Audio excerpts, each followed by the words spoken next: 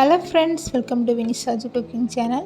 இன்றைக்கி நம்மளோட சேனலில் ராகி மாவு வச்சு பூரண கொழுக்கட்டை ரெசிபி தான் செய்ய போகிறோம்.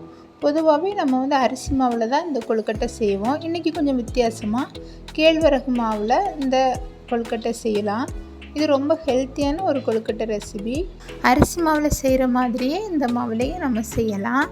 அதே டேஸ்ட்டில் தான் இருக்கும். நீங்கள் இதை ட்ரை பண்ணி பாருங்கள். கொழுக்கட்டை செய்கிறதுக்கு ஃபஸ்ட்டு நம்ம மாவு ரெடி பண்ணலாம். 2 கப் ராகி மாவு எடுத்திருக்கேன். கொஞ்சமாக உப்பு சேர்த்து நல்லா கலந்து விடலாம். இந்த ராகி மாவு கூட மாவு பிசைகிறதுக்காக நல்ல சுடி தண்ணி தான் நம்ம சேர்க்க போகிறோம். நல்லா கொதிக்கிற தண்ணியை கொஞ்சம் கொஞ்சமாக மாவில் சேர்த்து நம்ம இடியாப்பத்துக்கு பிசைகிற மாதிரி இது நல்லா பிசைஞ்சு எடுக்கணும்.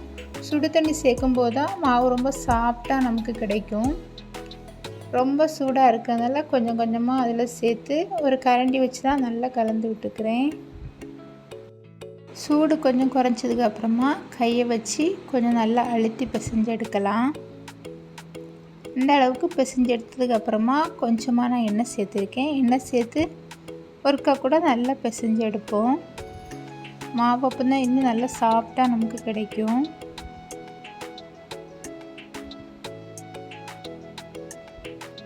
கையை வச்சு கொஞ்சம் அழுத்தி அழுத்தி நம்ம பிசைஞ்சு எடுக்கலாம். இப்போ மாவு நல்லா சாஃப்டாக வந்துடுச்சு. இந்த டைமில் லைட்டாக கொஞ்சமாக எண்ணெயை சேர்த்து அப்படியே வச்சிடலாம். இனி உள்ளாடி வைக்கிறதுக்காக பூரணம் ரெடி பண்ணுவோம். பூரணத்துக்காக நல்ல பழுத்த வாழைப்பழம் எடுத்திருக்கேன். நான் இன்றைக்கி நேந்திரம்பழம் தான் எடுத்திருக்கேன். நீங்கள் வேறு வாழைப்பழம் இருந்தாலும் அதையும் எடுத்துக்கலாம். எடுத்து இந்த மாதிரி ரவுண்ட் ரவுண்டாக கட் பண்ணி அதை தனியாக எடுத்து வச்சுக்கிறேன். அப்புறமா கடாயில் 1 கப் நாட்டு சர்க்கரை சேர்த்துருக்கேன். நீங்கள் துருவின வெல்லம் வேணாலும் சேர்த்துக்கலாம். நாட்டு சர்க்கரையில் கொஞ்சமாக தண்ணி சேர்த்து அது மெல்ட் ஆனதுக்கப்புறமா அரை மூடி தேங்காய் துருவி வச்சுருக்கேன். உங்களுக்கு துருவ முடியலைன்னா மிக்சியில் வேணாலும் மாற்றி 1-2 பல்ஸ் ஓட விட்டு அதை வேணாலும் எடுத்துக்கலாம். அதையும் இந்த நாட்டு சர்க்கரை கூட சேர்த்து நல்லா மிக்ஸ் பண்ணி எடுப்போம். அப்புறமா கட் பண்ணி வச்சுருக்க வாழைப்பழத்தையும் சேர்த்து நல்லா கலந்தெடுக்கலாம். வாழைப்பழம் கொஞ்சம் அந்த சூடிலே கொஞ்சம் சாஃப்டாக நமக்கு வந்து கிடைக்கும். நமக்கு இந்த வாழைப்பழம் பிடிக்காதவங்க அந்த அவல் வேணாலும் இதில் சேர்த்துக்கலாம். அவல் சேர்த்துக்கலாம், பொட்டுக்கடலையை பொடி பண்ணி சேர்த்துக்கலாம். உங்களுக்கு எது பிடிக்கோ அதை வேணாலும் தாராளமாக சேர்த்துக்கலாம். இப்போ வாழைப்பழம் நல்லா சாஃப்டாக நமக்கு வெந்து கிடச்சிடுச்சு. நாட்டு சர்க்கரை, தேங்காய், வாழைப்பழம் எல்லாம் நல்லா சாஃப்டாக நமக்கு வெந்து பூரண மாதிரி கிடச்சிடுச்சு. இனி அந்த கொழுக்கட்டையை நம்ம ரெடி பண்ணுவோம்.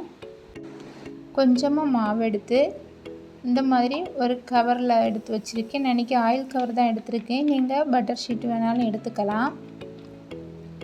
வச்சு கையை வச்சு கொஞ்சம் அழுத்தம் கொடுக்கும்போது நமக்கு இந்த மாதிரி கிடைக்கும். கொஞ்சமாக நம்ம கையில் ஒட்டாது. நம்ம மாவு பிசைகிறதுல தான் இருக்குது. மாவு கொஞ்சம் சாஃப்டாக நம்ம பிசைஞ்சு எடுக்கும்போது இந்த மாதிரி அழகாக வந்துடும்.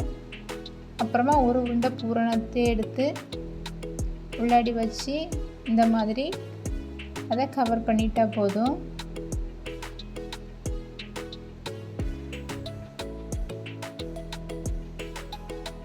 அழகாக நமக்கு ரவுண்டு ஷேப்புக்கு வந்துடுச்சு. இப்படி ஒவ்வொரு கொழுக்கட்டையாக ரெடி பண்ணி வேக வச்சு எடுக்க வேண்டியதான். நான் இன்றைக்கி இட்லி பாத்திரத்தில் தான் வேக வச்சு எடுக்க போகிறேன். பாருங்கள், நான் 2 ஷேப்பில் பண்ணியிருக்கேன். ஒரு 20 நிமிஷம் நம்ம இந்த ஆவியிலே வேக வச்சு எடுத்தால் போதும். கொழுக்கட்டை சூப்பராக நமக்கு ரெடியாகி கிடச்சிடுச்சு. நார்மலாக அரிசி மாவில் செய்கிறத விட அதே போல் தான் இருக்கும் இது செய்கிறது. நல்ல சாஃப்டான சத்தான ராகி கொழுக்கட்டை, ராகி பூரண கொழுக்கட்டை ரெடி ஆகிடுச்சு. நீங்கள் இதை மறக்காமல் ட்ரை பண்ணி பாருங்கள். ட்ரை பண்ணி பார்த்துட்டு எப்படி இருக்குதுன்னு கமெண்ட் பண்ணுங்கள். இந்த வீடியோ உங்களுக்கு பிடிச்சிருந்துன்னா மறக்காமல் லைக் பண்ணுங்கள். அப்படியே நம்மளோட சேனலை சப்ஸ்கிரைப் பண்ணுங்கள். வேறு ஒரு வீடியோவில் பார்க்கலாம்.